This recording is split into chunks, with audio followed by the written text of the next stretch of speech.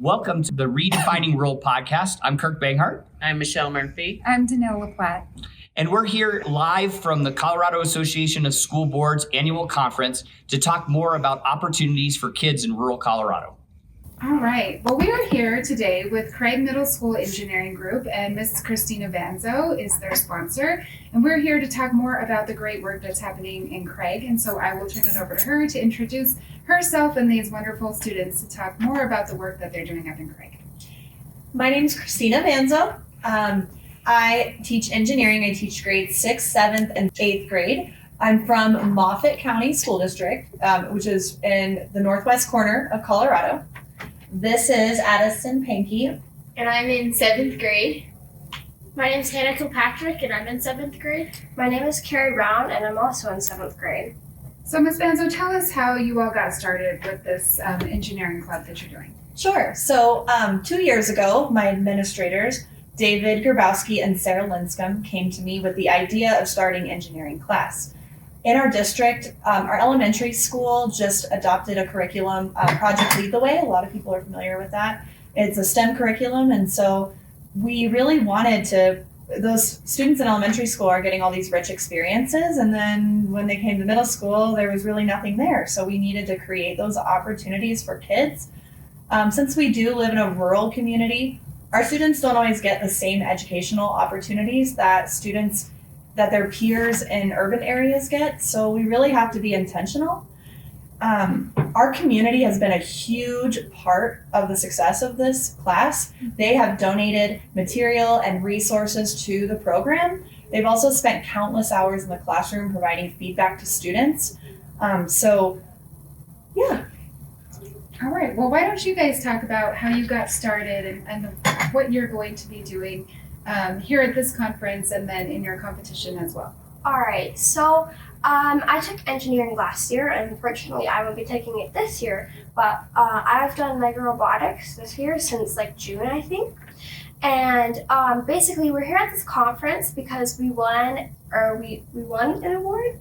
Yeah, we won an award for CASB and for the engineering program. So I actually just started taking engineering this semester.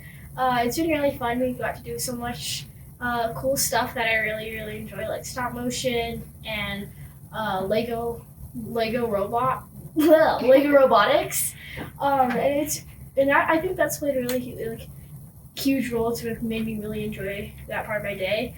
And so at our competition, you have like a project part of it and the Lego robotics part of it, and both of those kind of tie into the engineering aspect. You need to solve a problem in your community. For this year, there's like a theme, and this year you have to solve a problem in your community. And what we're doing is installation out of trash to make a healthier option for a spray foam. That's our project. But I won't go into like a ton of detail about it, but that's pretty much how we won regionals. Yeah. So I started engineering last year, and I will be completely honest, I wasn't sure how I was going to like it because I've never been exposed to like a class like that. So the first day going into it, I wasn't real sure how I was going to like it. But now that I've been in it for 2 years, it's always that fun part of my day that I can look forward to when I know when I walk into the classroom, Ms. Vanzo is always going to greet me, and she's always going to have something different for us to do. And we do a lot of group projects, which I think is really good because it gives us a chance to work together and build teamwork abilities. So talk more about how this has created more opportunities for your kids, how many kids you have involved, and what you see for the future of this program. Yeah, sure. So I serve, I have 6 sections a day, about 25 to 30 students per class. So I think, I serve about 180 students I see a day. And really the foundation of this program is I want to prepare students for the future. We acknowledge that that education is shifting, and providing our students with opportunities to think creatively and problem solve are more important today, I think, than it ever has been. The STEM career STEM careers are growing at a rapid rate. And so I think that our goal as a school is to inspire students to pursue those types of careers. We really want students using the design thinking process, the engineering design process. So it starts with, the planning phase and researching, and then they design a prototype to solve whatever issue it might be, whether it's locally or globally. Sometimes it's just an everyday issue like locker unorganization. It could be as simple as that, but they're solving problems nonetheless. And I think that's what's so important, is that they're thinking solutions oriented. So after they build their prototype, they get feedback from other people, and then they redesign. And then at the end, they communicate their solution. And that can be done in a lot of different ways. I think it's really important for students to be provided with choice and opportunities to collaborate with other people. If you give them choice in what they do, then they can find interest in it. They're not being told, like, you have to open up to page 23 and complete problems 1 through 20.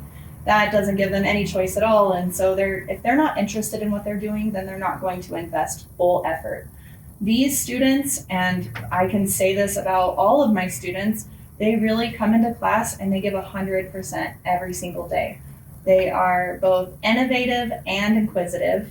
The solutions that they come up with surprise me on a daily basis. Well, you guys, thank you so much for joining us. Congratulations on the award. We wish you the best of luck in the future. And where can people learn more about your program?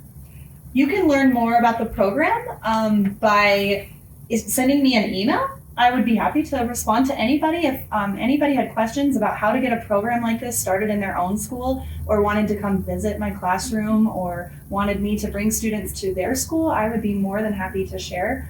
My email is christina.vanzo@moffattsd.org. All right, you guys, thank you. Good luck in your future competition. Thank you. Hi there. We're here with the Redefining Rural podcast, live at the Casby Convention this time. Last month we were at the National Rural Convention in Kentucky, and this month we're at the School Board Association Convention in Colorado Springs. And we're super excited. We have John Whitler joining us today. John is a school board member down in Vilas, Colorado, and also doing some incredible work with an organization called Ogallala Commons. John, tell us a little bit about both your school district and Ogallala Commons. All right. So Vilas as a school district, a very, very small district. Sometimes I refer to it as a micro district. We've got just over 70 students, K-12, and wonderful set of students and teachers. And we've just been going through a process of really trying to look at how we can expand options for our students. Great district, great folks. As far as Ogallala Commons, OC, just to make it short, is an organization that serves across the 8-state region of the High Plains with the purpose really of helping rural communities to reinvigorate their communities. A few different program areas, but really probably for the purpose of our conversation today, 2 main program areas in youth engagement and workforce and leadership development. That is really a big part of the work that we do in those communities. So talk to us about what you guys are doing in youth engagement and what it looks like in those districts that you're engaged with. Sure. So over the last 5 years or so, a lot of work has been going on in Southeast Colorado, really districts that are mainly within the Santa Fe Trail BOCES and the Southeast BOCES, to a 6 to 9 county region down in that corner of the state. And the youth engagement work has really been about helping students to view their community as a place of assets and to connect with a potential future in those communities should they choose to come back. A lot of work in entrepreneurship. So we run some e-camps that are anywhere from 1 to 3 days where students come in, junior high and high school students, and learn about what entrepreneurship is. They come up with a business idea, and then by the end of the camp, they're able to pitch that idea to their peers and to community members that come. And then also what we call an e-fair, which is kind of like a science fair for business ideas, where the students bring a tabletop display to do the same sort of thing, pitch a business idea, and then judges invite them into what's kind of like a Shark Tank round. And those judges, usually businessmen and women and bankers from the area, that then will invest cash in those ideas. So that's kind of on the youth engagement side and leadership development side. Also, something that overlaps there is in the workforce and leadership development, is creating internships for students to get work experience. Mainly in the summertime is how our program works.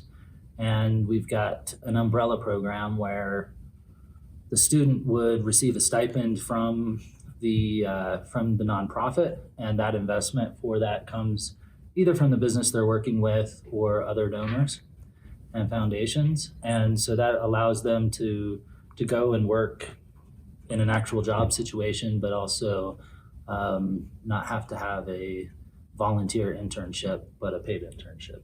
What are some of the greatest successes or the things that you and or the students are most proud of that have come out of either the Shark Tank, the entrepreneurship programs, or the internships? Sure. Out of the e-fairs, it is pretty exciting to see. We've got about, last time I knew, it was 6 different ventures that have been started by high school students and were operating at least on a part-time basis. There was a couple of students who started a fabrication business and then continued that after graduation from high school. So that's pretty exciting. And also, the point isn't necessarily that they would start that business, but that they learn business skills. Mm-hmm. So some of those students who have been in the e-fair have then, went on to capitalize in some scholarship waves, or as they moved into college. From the internship perspective, there's been a couple of different instances where, both actually in the medical field, where high school students have had an internship with a local community hospital that opened up the door for employment, and continued education in radiology or nursing that kind of goes beyond that. So I think anytime that we can connect activity in high school directly to entering the workforce or taking the next step that you would be able to do without that, those are the exciting things. Very exciting. Sounds like great work you guys are doing. Well, thank you.